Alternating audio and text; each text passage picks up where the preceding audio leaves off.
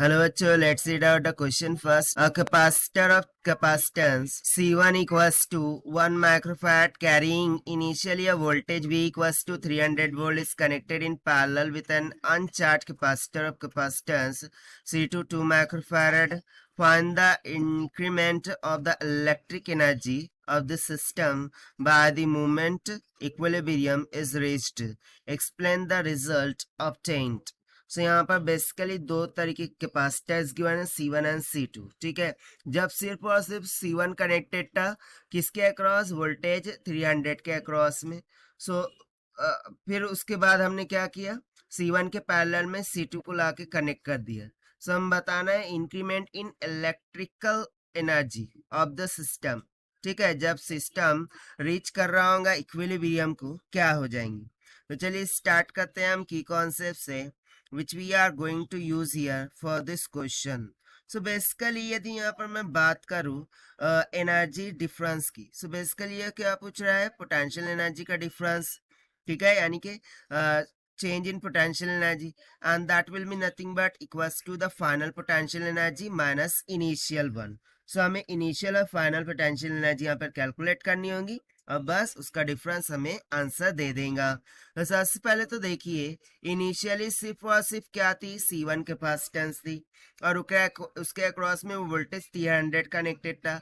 सो इस टाइम पर जो भी चार्ज होगा उसको मैं मान लेता हूँ Q and that will be equals to C1 multiply by V हो जाएगा. सो ये क्या था, इनिशियल केस के लिए था. सो इनिशियल केस में जो इनिशियल पोटेंशियल एनर्जी होगी that will be equals to 1/2 C1 V का स्क्वायर हो जाएगा. ठीक है, इतना क्लियर है ना. यहाँ पर अब हम सेकंड सिचुएशन की बात करेंगे. सो सेकंड सिचुएशन में क्या हुआ है, हमने इस C1 कैपेसिटेंस को C2 के अक्रॉस में पैरेलली इस तरीके से कनेक्ट कर दिया है. सो बेसिकली जब हमने इसके अक्रॉस वोल्टेज सप्लाई दिया था, सो बेसिकली क्या हुआ था, ये चार्ज हो गया था. ठीक है, और अब जब हम इसे C2 के अक्रॉस कनेक्ट करेंगे सो ये क्या होना शुरू हो जाएगा, डिस्चार्जिंग होने लगेगा थ्रू आउट दिस C2. ठीक है, और ये कब तक चलेगा, जब तक दोनों के चार्जेस इक्वल ना हो जाए. ठीक है, जिसको हम क्या बोलते हैं, इक्विलिब्रियम कंडीशन. सो इक्विलिब्रियम कंडीशन तक ये चार्जेस का फ्लो होते रहेगा, ये डिस्चार्ज होते रहेगा, ये चार्ज होते रहेगा. अब बेसिकली ये दोनों सिर्फ और सिर्फ यही दोनों हैं. ठीक है, बैटरी सप्लाई है का यहाँ पर यही, यानी कि ये दोनों एक दूसरे के साथ क्या है, सीरीज में कनेक्टेड हो गए हैं. और सीरीज में मुझे पता है चार्ज क्या होता है, सेम होता है. एंड दैट इज वाई यहाँ से यदि मैं फाइनल पोटेंशियल एनर्जी के बारे में लिखूँ सो इसका और एक फॉर्मूला होता है चार्ज का square divided by the capacitance. ठीक है, सो ये सिंपली कितना हो जाएगा, Q square divided bye twice of C equivalent. जहाँ पर C क्या होगा, इक्विवेलेंट कैपेसिटेंस हो जाएगा.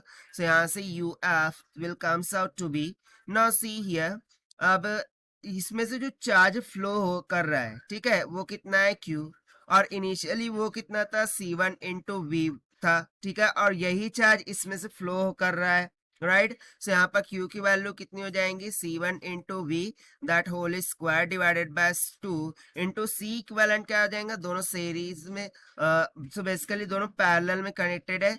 सो इनका इक्विवेलेंट हो जाएगा C1 प्लस C2. ठीक है, दोनों पैरेलल में कनेक्टेड है, नॉट इन सीरीज, पैरेलल में कनेक्टेड है. सो हो जाएगा C1 प्लस C2. सो यहाँ से मुझे U फाइनल कितना निकल के आ जाएगा, that will comes out to be C1 का स्क्वायर V का square divided by 2 times of C1 plus C2 हो जाएगा. बस अब हम सिंपली फॉर्मूले का यूज करते हुए यहाँ से चेंज इन पोटेंशियल एनर्जी और you can say the increment of electric energy that will comes out UF minus UI. This will be equals to final कितना है, C1 का स्क्वायर इंटू V का square divided by 2 times of C1 plus C2. Subtract कर देंगे initial potential energy को 1/2 C1 V का square.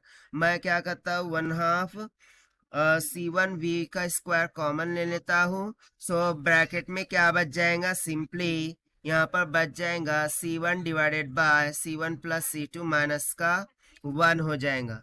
अब इसको हम फर्दर क्या करते हैं, सिंप्लीफाई करते हैं, सो देखिए यहाँ से क्या हो जाएगा, the increment in the energy this will be equals to 1/2 of C1 V का स्क्वायर इन ब्रैकेट, न्यूमरेटर को डिनोमिनेटर सेम करेंगे, सो C1 माइनस का C2 हो जाएगा, C1 माइनस का C2, और ऑलरेडी ये C1 था, divided by C1 plus C2, कुछ इस तरीके से प्रकार आ जाएगा, minus C1 plus C1 cancel हो गया।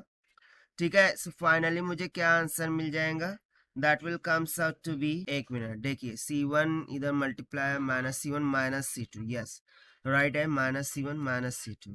सो बेसिकली ये कितना आ जाएगा, 1/2 का, ठीक है, C1 को हम अंदर दे देते हैं, सो ये हो जाएगा C1 इंटू C2 माइनस का, ठीक है, डिवाइडेड बाय C1 प्लस का C2 एंड इंटू V का square.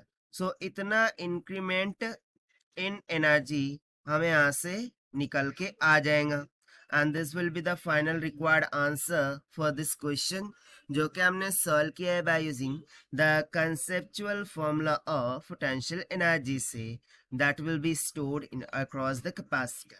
So this is the required solution. I hope you understood well. Best of luck. Thank you.